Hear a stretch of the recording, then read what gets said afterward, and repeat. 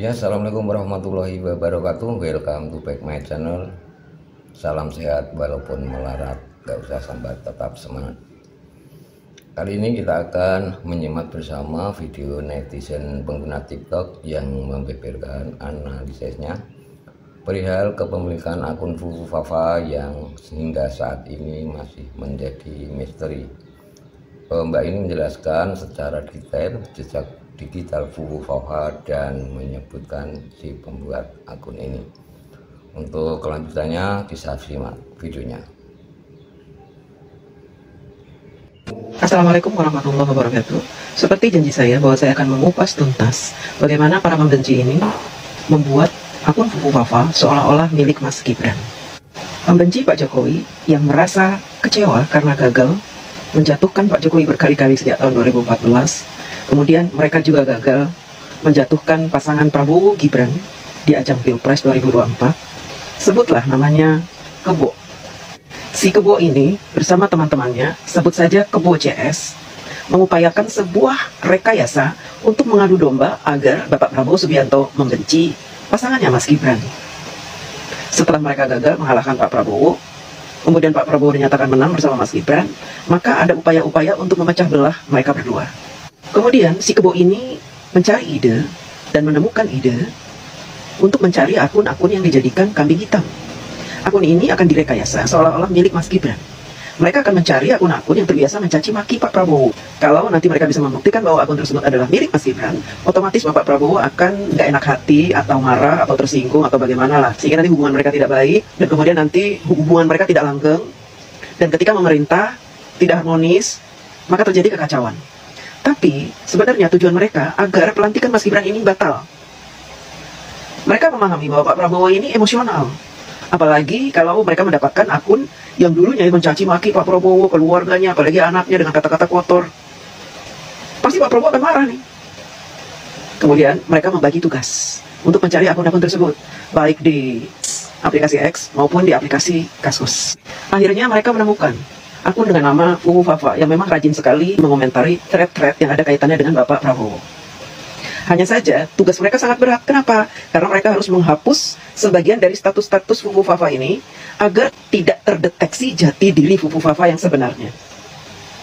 Untuk menguatkan keyakinan netizen bahwa Fufu Fafa ini milik Mas Gibran, maka mereka akan mencari akun lain yang dikait-kaitkan dengan Fufu Fafa. Karena ternyata mereka mendapati Fufu Fafa ini status-statusnya hanya sekitar mencaci maki Pak Prabowo, nggak ada yang lebih heboh lagi. Mereka akan mencari yang lebih heboh lagi, seolah-olah Fufu Fafa ini adalah akun yang baru dibikin karena dia pernah punya akun lama tapi dibekukan. Namanya Raka Genarli. Karena apa? Mereka temannya si Kebo ini menemukan bahwa Raka Genarli ini akun Kaskus yang dibuatnya sudah lama, 2006, kemudian vakum. Setelah itu mereka menemukan juga Raka Genarli ini katanya juga mengikuti aplikasi-aplikasi pornografi. Jadi komplit nih. Nanti akan diimage-kan bahwa Gibran itu kata-katanya kasar, tidak beradab, tidak beretika, suka mencaci maki, kemudian juga menggemari pornografi. Lalu skenario dimulai. Fufu Fafa adalah Gibran. Fufu Fafa adalah Raka Genarli. Raka Genarli adalah Fufu Fafa. Raka Genarli adalah Gibran. Gibran adalah Raka Genarli. Gibran adalah Fufu Fafa. Sebagai catatan, saya akan informasikan bahwa sumber-sumber yang digunakan untuk memfitnah Mas Gibran ini adalah aplikasi X yang dulu namanya Twitter, kemudian Kaskus, setelah itu akun pornografi Spring, namanya Spring. Di banyak aplikasi, untuk nama akun, jika sudah ada satu nama akun, maka tidak bisa digandakan. Misalkan, saya menggunakan nama DJ Anak Jenderal, lalu saya mau menggunakan nama itu. Kalau nama itu sudah ada, maka saya harus menambahkan simbol-simbol di belakang nama supaya tidak sama.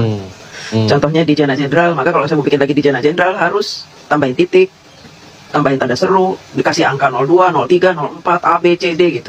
Tidak boleh sama persis. Itu juga terjadi di akun Kaskus dan Twitter atau X. Nah, di Kaskus, kalau kita punya akun lama, kita bikinnya tahun 2013 misalkan. Kemudian, kalau kita mau mengedit status kita di tahun 2013, itu bisa dilakukan. Yang penting kita ini moderator atau kita pemilik akun, kita bisa edit.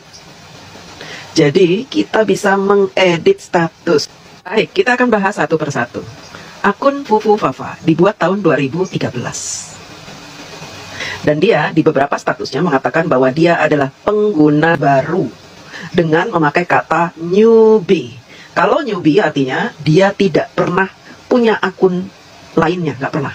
Karena dia newbie, baru pertama kali menggunakan Kaskus, sehingga kita bisa pastikan bahwa Fufu Fafa tidak punya akun lain selain Fufu Fafa. Jadi dari sini kita bisa simpulkan bahwa Fufu Fafa bukan Raka Gunarli. Karena ternyata Fufu Fafa selalu mengatakan berulang-ulang, saya newbie di sini. Newbie artinya tidak pernah punya akun lain. Bagaimana si kebo CS ini mensiasati agar seolah-olah Fufu Fafa ini pernah punya akun lama namanya Raka Gunarli. Si kebo ini meminta bantuan dari moderator untuk menghapus status Fufu Fafa, diganti dengan informasi-informasi. Di antaranya dia memberikan nama akun lama, kemudian memberikan ID Twitter, bahwa ini akun lama saya lupa password. Nah ini sebenarnya statusnya sudah diganti, dihapus dan diganti. Kenapa saya bisa bilang bahwa apa yang dituliskan oleh Fufu Fafa tentang ID-nya Raka Gunarli ini adalah editan? Karena ternyata jawaban dari Fufu Fafa berbeda dengan apa yang diinstruksikan thread.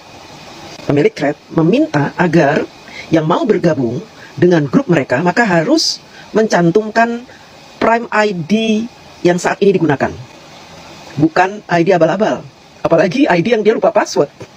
Bagaimana caranya dia masuk kalau dia lupa password lalu dia menggunakan ID itu untuk gabung ke grup musik itu? Dan kita lihat jawaban dari user-user lain seperti apa. Rata-rata mereka menggunakan Prime ID saat itu, bukan Prime ID yang dia lupa password.